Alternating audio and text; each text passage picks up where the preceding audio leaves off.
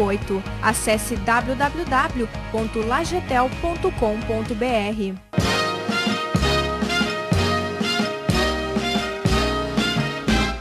Vamos ver então como é que o senhor está vendo a situação do Vale com o modernismo que aqui aconteceu no seu setor. Seu Oswaldo, se nós sempre fazendo essa relação daquela época que nós iniciamos Exato, aqui... esse é o importante. Quando nós entramos em 77 aqui, o meio rural de Lajeado tinha 15 mil propriedades. Também, Boqueirão do Leão, Sério, Progresso, tudo era um distrito daqui. Exatamente. Né? Tudo era distrito. Ficaram ricos, o Lajeado ficou pobre, mas ele deu a volta por cima, né? Deu a volta, é. Então, esses nossos distritos todos, por mérito deles, né, se transformaram em município. Muitas áreas que eram consideradas rurais na época do Lajeado, né, inicial, passaram a ser áreas urbanas. E cresceram essas sedes de distritos cresceram. Muitos jovens, muitas famílias saíram do meio rural. Hoje, Lajeado está em torno de 600 propriedades rurais, né? A cidade, o município? O município tem em torno de 600. Então, o que está acontecendo? Toda essa nossa região, que no passado tinha aí 70%, 80% da propriedade rural e o resto era urbano, inverteu. Nós estamos com 70%, 80% de área urbana e 15%, 20% de área rural. E essa área rural hoje está produzindo alimento para ela mesma e mais os 80% da área urbana. Então, quando se olha em termos de negócio, produção de alimento, é um mercado sensacional. O que precisamos melhorar para esse produtor rural é a sua renda, a renda da propriedade rural, que é através de gestão da propriedade, aperfeiçoamento do processo produtivo, a profissionalização do que ele está fazendo. Então, eu não tenho medo da pequena propriedade ser inviabilizada, se ela partir para a produção de alimento diferenciado para esse mercado todo que está aí. Essa produção de alimento, tu fala mais na carne, nessas coisas, ou também no produto agrícola? Qualquer produto, seu Oswaldo, qualquer produto. Vamos dizer, o nosso consumidor está querendo comer. Na medida em que melhora o seu poder aquisitivo, que essas classes aí vão melhorando, A, B, C, né? Estão subindo, C, D, né? Estão melhorando o seu poder de consumo, eles estão entrando muito forte, escolhendo produtos diferenciados daquilo que eles encomendam. A gente nota isso.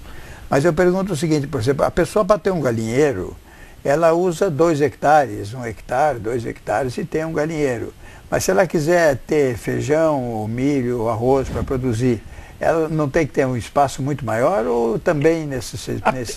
Vamos usar exatamente esses exemplos assim. O feijão, né? O feijão, se eu tiver uma área de feijão, e tem produtores plantando feijão aqui, hoje, a gente falava assim, feijão preto e feijão branco, né? O feijão preto, hoje nós já podemos escolher variedades de feijão preto mais indicada para fazer feijoada, para fazer sopas e fazer coisa. Então ele começa a se especializar até nisso, até na escolha. E é bem típico, né? O pessoal está colhendo feijão, seleciona o feijão em casa, bota num litrão e tem vendido o litrão nas feiras. Vendendo feijão a litro e dura um ano inteiro, porque eu compro feijão a litro. Exatamente. Então ele deu uma roupagem diferente ao seu produto. Arroz. Se nós pensarmos em termos de arroz, do modo tradicional, eu preciso realmente ter uma área grande. Mas se ele começar a pegar um arroz do sequeiro, um arroz melhor para fazer galinhada, o próprio arroz vermelho, que era considerado um inso, hoje está sendo cultivado com algumas situações aí, para vender, por exemplo, para o pessoal da macrobiótica, o pessoal que come esse tipo de produto vegetal de forma diferenciada. Então, para cada produto, tem uma forma para ser trabalhada. Tem uma forma de agregar valor a ele, mesmo na pequena propriedade. E esse conhecimento é que precisa melhorar. Mas eu perguntaria assim, por exemplo, eu tenho um galinheiro, tenho 2 hectares de terra. As minhas terras são isso, então eu tenho 2 hectares. Agora, eu gostaria de plantar feijão, para concorrer com esses 2 hectares. Em valores, quantos hectares de terra eu teria que ter para o feijão? Quando tu estreita para 2 hectares e já tem um aviário e quer plantar feijão, realmente... Não junto. Não. Mas quantos hectares eu teria que ter para ter a mesma renda que eu tenho no aviário onde estão em 2 hectares. Aí depende. A proteína animal sempre vai ter mais valor agregado, né? Tanto é que o Vale do Taquari foi por aí, né? Ou pelo leite, pelo suíno, pelo Exatamente. Que ali agrega mais. Para mim comparar o feijão a isso, aí sim, eu vou ter que ter uma área bem maior. Eu vou ter que ter uma área bem maior. Mas o que a gente também aposta na propriedade rural é que ele não tenha uma coisa só. Né? Ele precisa ter algumas alternativas. O que tem limitado essas alternativas é a falta de mão de obra. Né? Mas ele precisaria ter algum complemento, não ficar só numa situação. Né?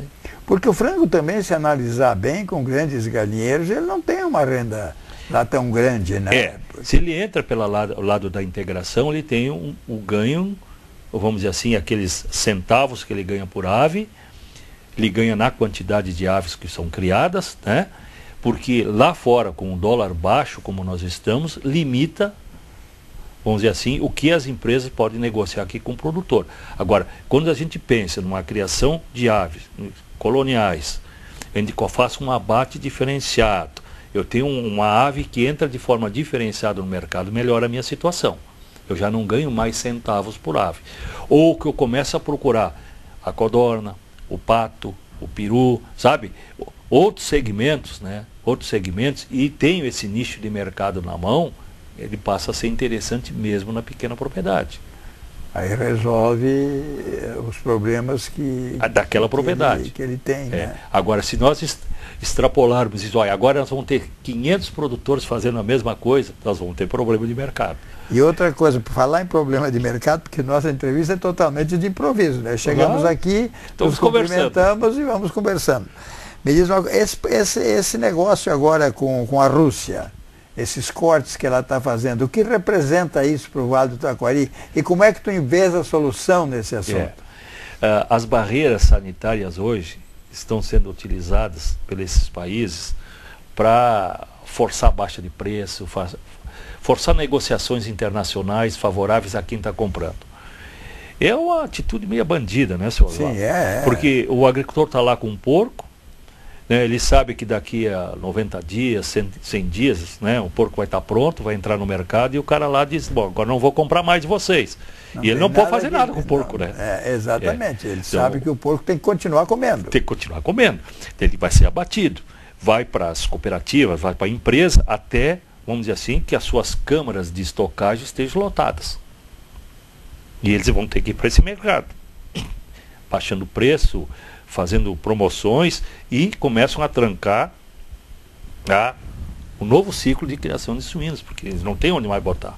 Isso é danado, é um nó muito difícil. Porque se o produtor de suínos, por exemplo, para de produzir, ele para de ganhar, tem aquela renda de matar matrizes e coisa, mas aquilo termina. E para ele refazer esse campo, ele não tem como sair, né? Ele fica enrascado. Ainda mais quando ele começa a bater as matrizes também vão envelhecendo, ele tem que ir substituindo. Quanto tempo dura uma matriz? 3, 4, 5 anos. Mas ele não tem como sustentar se ele não tem a venda. Não. Ele tem que ter a produção dele para levar adiante. Né? Tem que ter a produção dele para levar adiante. Como é que tu encaras agora este momento com a atitude tomada pela China e pela Rússia? Ela é danada, né? Eu acho que o Brasil até está fazendo algumas coisas certas, tentando não ficar só na mão de um cliente, né? Abrir o seu número de clientes.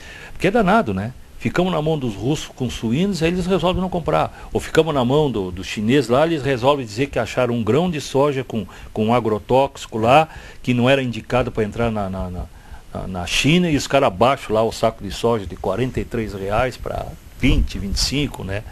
É ingrato esse mercado internacional. E não há como o Brasil, por exemplo, dizer assim, eu não compro mais produto de vocês, industrializados, esses países mais pobres não teriam uma maneira de escapar? Essas negociações internacionais, bilaterais e outras coisas mais é muito complicado.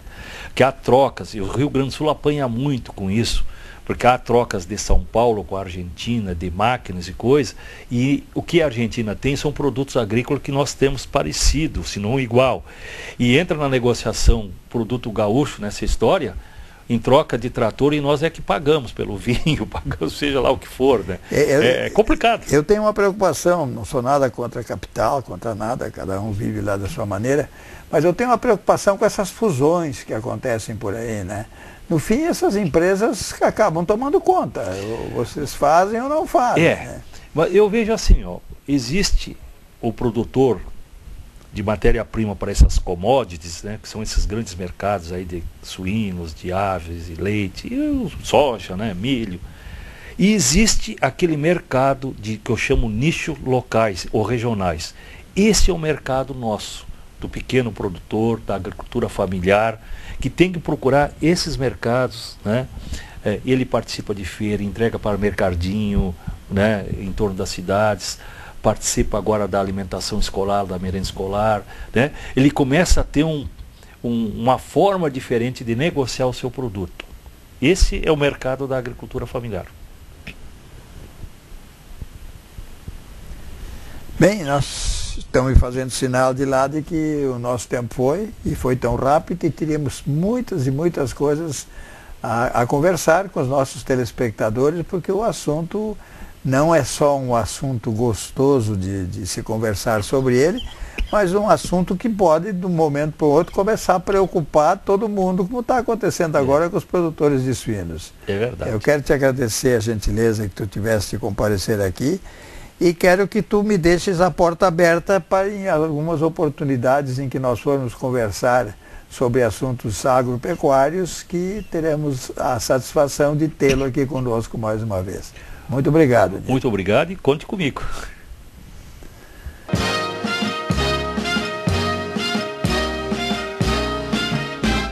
O Unique Shopping é bonito, tem excelente localização e muitas facilidades para você. Estacionamento gratuito, ar climatizado, segurança e o maior mix de lojas em um único empreendimento. Na praça de alimentação, você tem um cardápio variado de opções gastronômicas. Já para quem busca lazer e diversão, o Unique Shopping tem 2 salas de cinema, a danceteria Santa Fé, espaço com jogos eletrônicos e o Uniparque, onde as crianças se divertem enquanto você faz suas compras. Unique Shopping, por tudo isso é muito bom estar aqui. Além de plasma, seu sangue contém milhões de hemácias, leucócitos e plaquetas. São milionários como você que podem aumentar o número de doadores de sangue em Lajeado. Doe sangue regularmente. Ligue 3748-0442 e agende a sua doação. Uma campanha da Câmara de Vereadores de Lajeado em prol do Hemovale.